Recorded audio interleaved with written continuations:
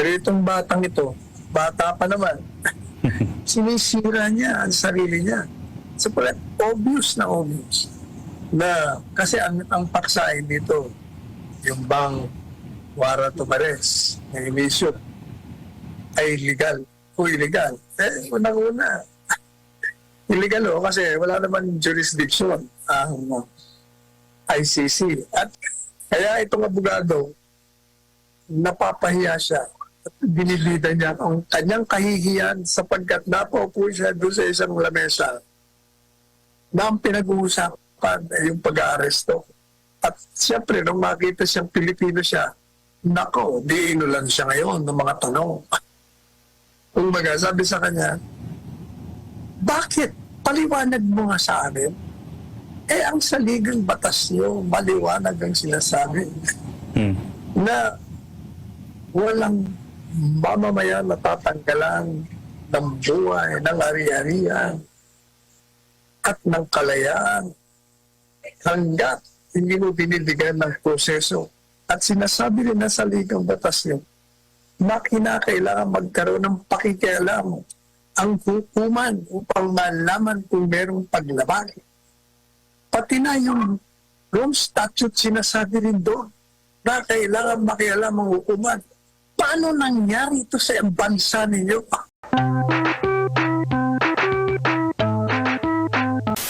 Sa mga maikling pananalita, yung pong sinasabi ko niya sa aking column ngayong araw na ito, yung sinasabi ng tagapagsalita ng DOJ na di umano, yung binabanggit na competent judicial authority dapat na suriin kung yung karapatan ng akusado ay nilabag o hindi. Sa ngayon doon sa nagkapagsalita, ito raw judicial authority or competent judicial authority ay tumutukoy sa DOJ. Isang opisina sa executive department. Alam po ninyo, ito yung sinasabi ko na mga nag-aral sa abogasiya at naging abogado at sinisira nila ang kanilang mga integridad. Ang babata pa. Sapagat yung mga opinion nila ay nakukulayan, namamantsahan ng kanilang pangkasalukuyang trabaho sa gobyerno. Dahil ang gobyerno, yan ang posisyon, kailangan sundin nila. O kaya naman, dahil takot sila, wala silang mga sariling paninindigan. Kaya yan. Pero inyo, abogado yan. Batang abogado. Tagapagsalita. Ang sabi ng Rome Statute, yung ini-issue ng warrant of arrest ng International Criminal Court, pag ito ay lumabas, bago dalhin sa kanila yung arestado, kailangan ipadaan muna nila sa lokal na hukuman. At yung lokal na hukuman na yun, yun yung competent judicial authority na sinasabi naman itong mamanto na sila daw yun. Sapagkat daw, nandun sila nang maganap yun. At yung judge naman daw ang tinutukoy, wala naman daw yung judge doon. Kita niyo yung mga maaari mong matawag na gonggong o kabalbalan ng mga pangangatwiran. Sapagkat, unang-una, pag sinabi mong competent judicial authority, judicial, kaya nga judicial, the judiciary, ibig sabihin sa hukuman. At pag sinabi mong hukuman, in relation dito sa ating bansa, titingnan mo yun, ano ba ang hukuman? Sino ba may kapangyarihan? Ano bang binibigay ng kapangyarihan sa hukuman? Sa ngayon sa ating saligang batas, yung judicial power, ang kapangyarihan ng paghuhukom, ay nakatakda, binigay sa Korte Suprema at sa lahat ng mababangang hukuman. Sila ang may kapangyarihan na iresolve ang mga legally demandable rights. Ibig sabihin, yung mga karapatan na pwede nilang hingin at ipatupad. At sila rin na magre-resolve, magdidetermina. Kung merong abuso, grave abuse of discretion, sobrang abuso, grabing abuso, ang isang akto, isang hakbang, o isang desisyon ng sino mang opisyal ng gobyerno o sino mang opisina o sangay, sila yun. At hindi po yung sinasabi nitong tagapagsalitang ito na sila daw yun. Unang-una, yung pumukuha natin, ang siya magdetermina base doon sa ebidensyang ibibigay ng yung mga nang-aresto na hindi nila nilabag ang karapatan at base rin sa ebidensya nung akusado. Ang hukom ang mag-judge kung ano ba yun. E paano sila mag-judge? Eh sila yung gumawa ng aresto. Siyempre sabihin nila, okay yung ginawa namin. Pwede ba yun? Eh doon na lamang makikita niyo yung kabalbala ng kamalian. Yan ang sinasabi natin. Kaya yung mga estudyante sa college of law, sinasabi ko, kahit saan kayo makarating, kung anong napag-aralan nyo, huwag nyong babaguhin, huwag kayong ma-impluensya, huwag nyong bahira ng integridad nyo sapagkat yan, integridad nyo ang siyang pagiging sandata nyo sa inyong pakikipagpaka sa labas at paggamit ng napag-aralan nyo rito sa College of Law. Pero itong batang ito, bata pa naman, sinisira niya ang sarili niya.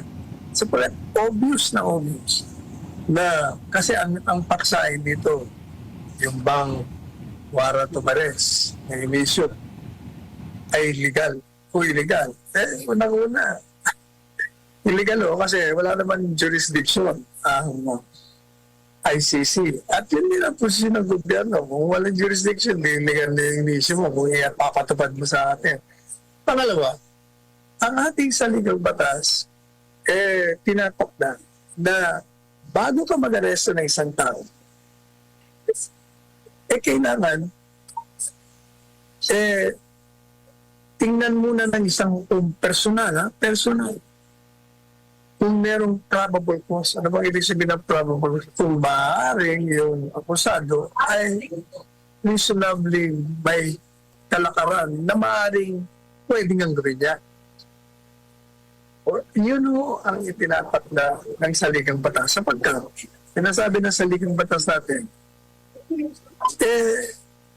walang kalayaan, walang buhay, walang ari-arian ng isang mamamayan nang maaari mong kunin, sirain, tanggalin nang walang tinatawag na dumaraan sa isang proseso ng batas, isang due process.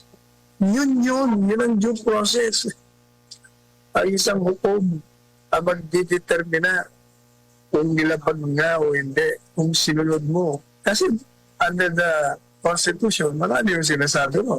Ang isang akusado, kailangan paalam mo kung ano ang kanyang ginawa, anong batas ang kanyang nilabas. Bigyan mo siya ng karapatan na magkaroon ng kanyang abogado na gusto niya. Hindi yung kung sino ibibigay mo lang. Bigyan mo siya ng karapatan na magkaroon ng paglilitis na hayag. Hayag, publiko, hindi pwedeng private. At pwede siyang, may karapatan siya magsumite ng ebidensya. O yan yung nilabag lahat nga. Kaya, kitang-kitang ebidensya na talagang illegal ang pag-aresto,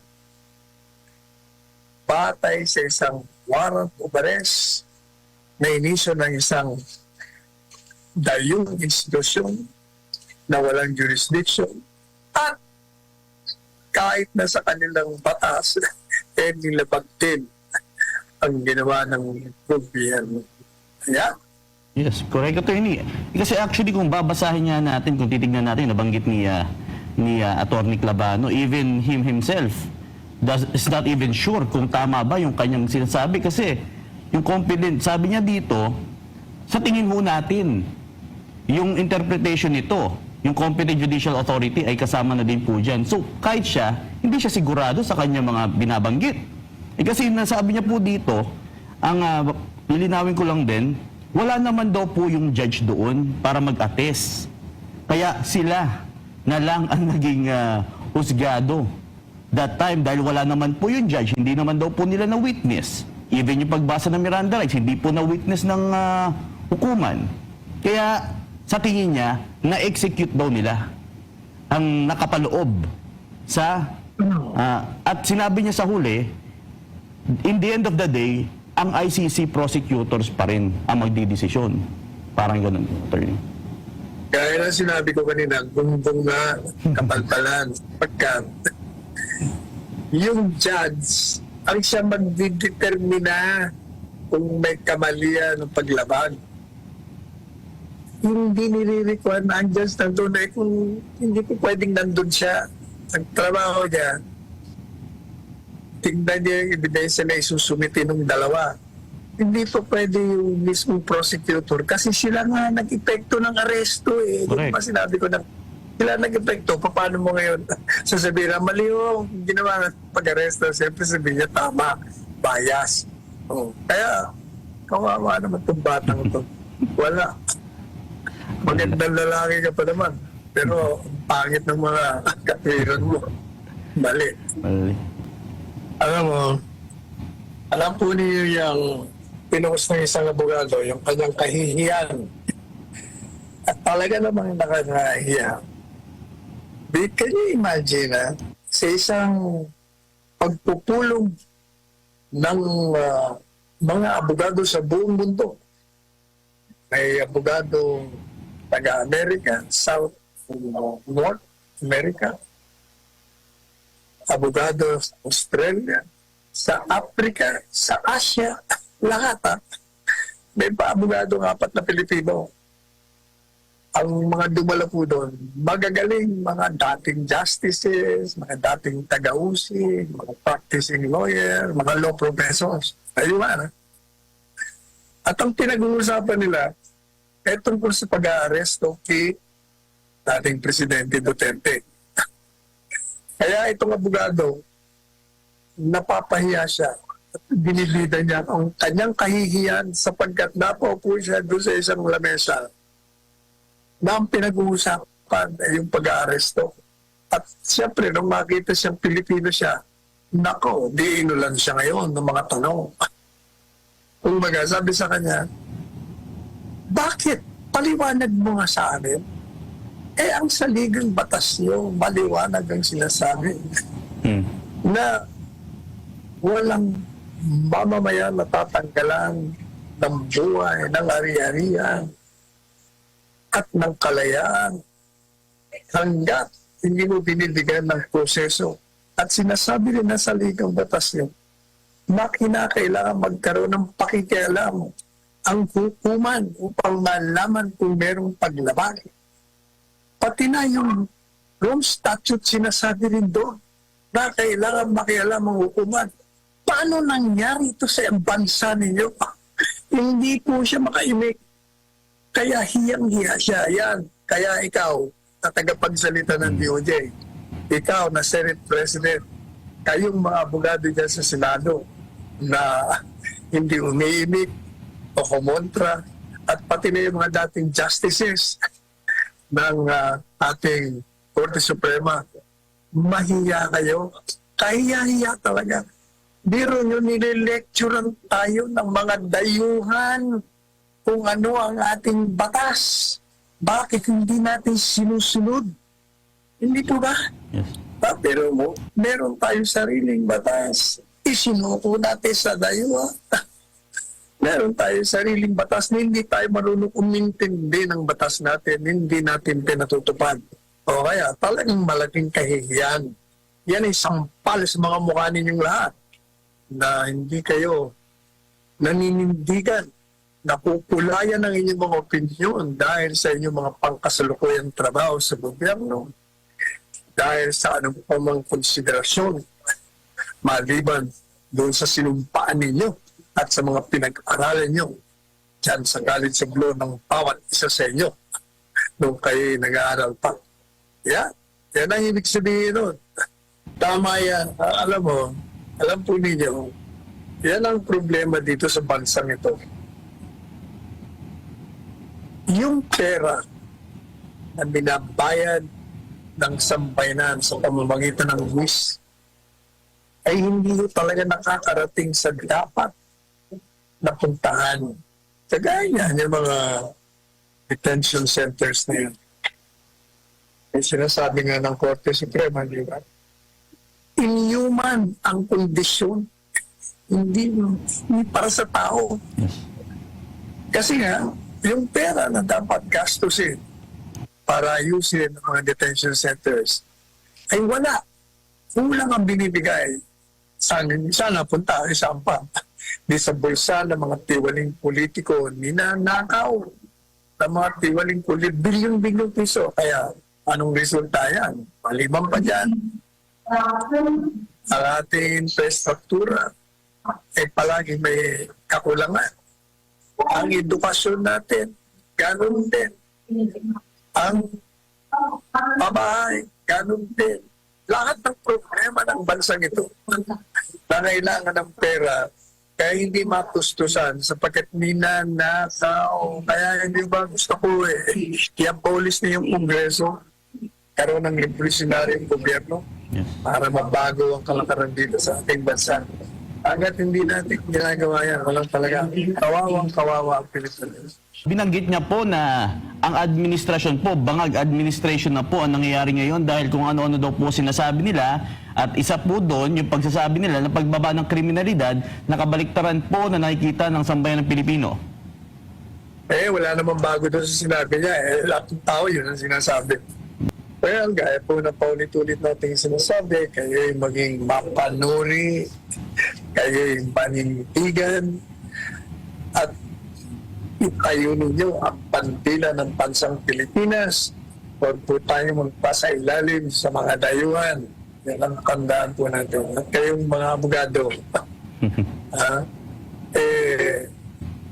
huwag niyong hiyain ang mga sarili ninyo. Huwag niyong ipahiya ang lahi natin. Nakakaya yung nangyayari sa atin ngayon. Ayan, maraming salamat po Attorney Sal at maraming salamat po sa ating mga kababayan patuloy na sumusubaybay sa ating programa. Para sa Diyos at Pilipinas nating mahal, sa muli ako po si kapartner Franco Baranda. At ako naman po yung lingkod, nagpapasalamat sa ating mga kababayan sa bawat sulok ng mundo na sumama sa ating programa hanggang bukas na muli. Magkikita muli. Yan, maraming salamat Attorney Sal. Kita-kita tayo muli bukas ng umaga dito lamang sa programang Problema Nyo. Itawag kay Panelo. Problema nyo